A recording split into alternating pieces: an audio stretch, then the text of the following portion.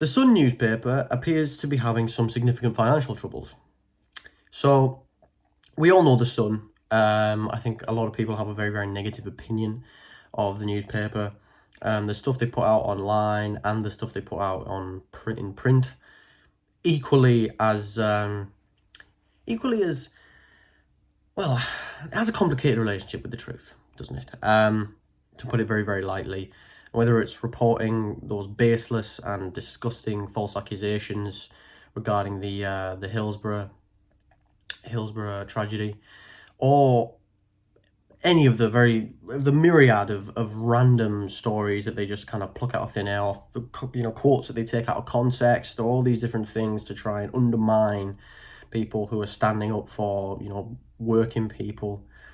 In fact, I'm sure there was a study done by, I forget which university now, but there was a study done by a university, and it was found that the Sun's reporting on Jeremy Corbyn, I think it was over the course of a year, I think it was, they reported, I think it was 4% of what they reported was true. It was something like that. It was very, I encourage you to go and look for that yourself, because it's very, very interesting seeing, none of the newspapers actually reported on him truthfully the majority of the time. Even like the Guardian and the Independent didn't do that.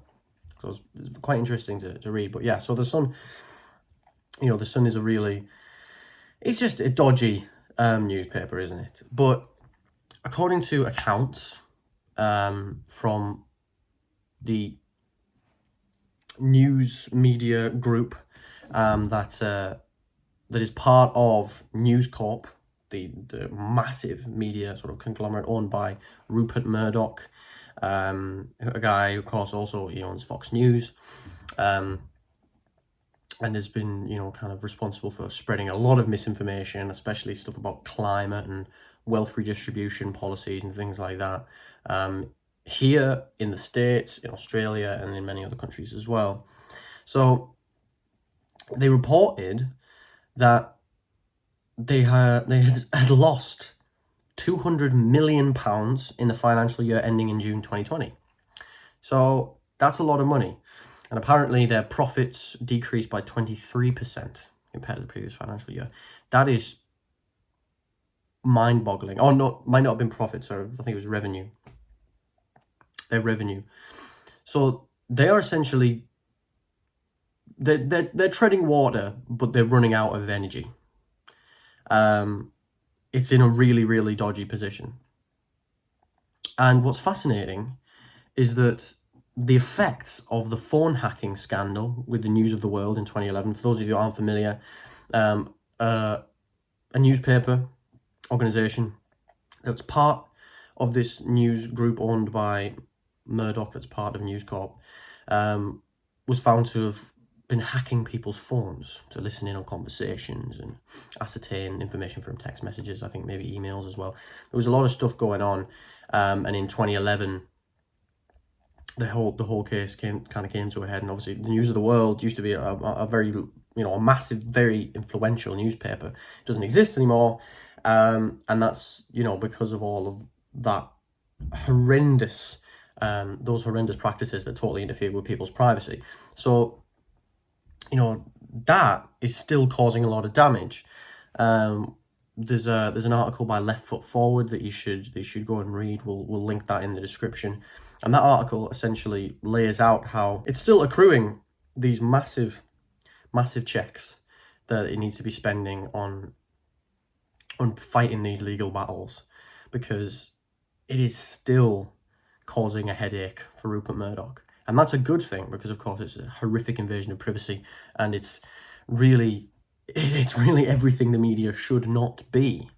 And it wasn't as if they were tapping phones to listen in and stop war crimes from happening in Yemen, or to stop rank corruption from occurring in the British government, or anything like that. It was not, it was far more insidious than that, far more sinister than that. And so it's still causing them a headache. And I kind of want to bring this round to a larger point, because whilst this story is very interesting in of itself, and in my opinion, pretty good news. Like I said, the Sun, rarely reports truthfully.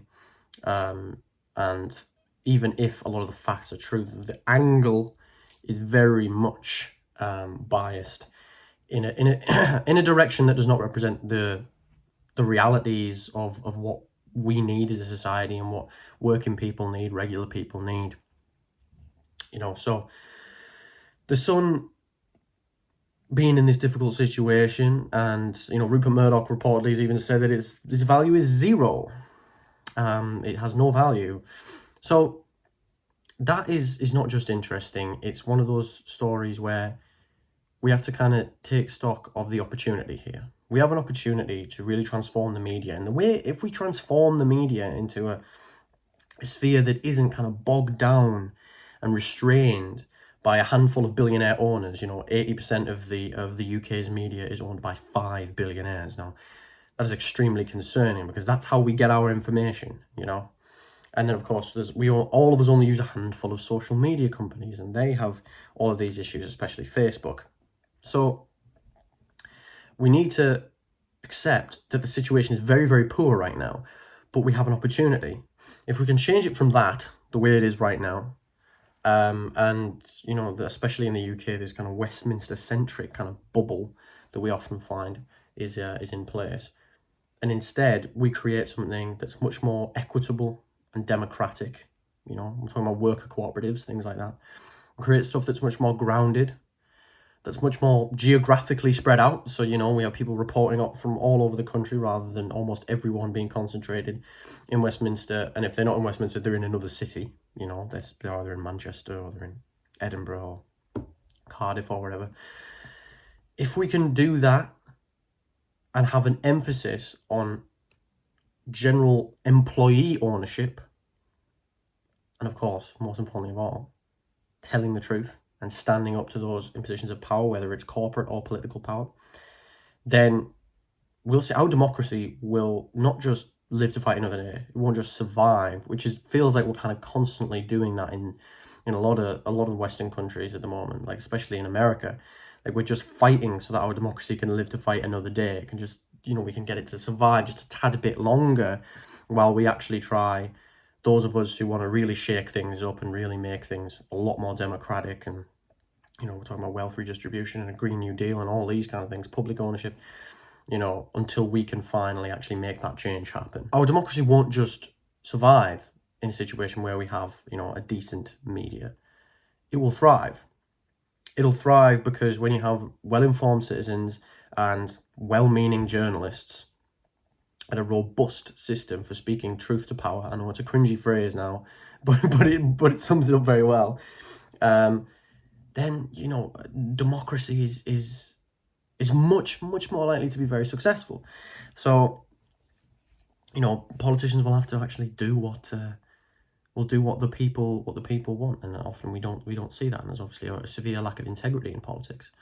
So we have to take this opportunity because, let's be clear, these kind of tabloids and the mainstream media outlets that are kind of owned by billionaires and all these kind of things, and the kind of established media, which is failing the British public in a lot of ways, they're adapting to the new kind of situation. I mean, the Sun, I'm sure, even if the Sun itself dies, even if the Sun itself no longer exists as a newspaper, of course News Corp will survive, and they are playing the online game very, very well.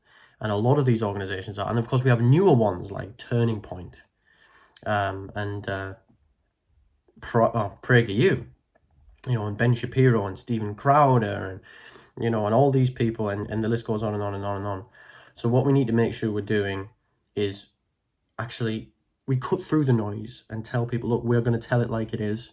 We don't care we're not going to toe any line. This isn't a grift. There are people out there who actually believe in proper journalism and believe in proper political commentary that's honest, that's, encompasses the gist of the issue, that's conversational, and that isn't afraid to just tell it like it is, even if it's a bit uncomfortable for one political side or the other, for one person in a position of power or another person in a position of power. So it's definitely something worth thinking about. But only time will tell if the Sun itself, and perhaps even more of the tabloids that are very much bogged down in an obsession with gotcha journalism and reporting in a way that kind of defends the establishment. I guess we'll just see if they can live to fight another day. And I certainly hope that either they evolve to become something much better for the British people, much better for informing people, or they get out of the way, because now is a time where we really, really need decent journalism and decent political commentary. So I guess we'll have to wait and see. Thank you very much for watching, everyone. If you enjoyed the video, if you liked it, then why not translate that into a digital form and click the like button? Or, even better, if you're feeling extra wild, subscribe and click the bell.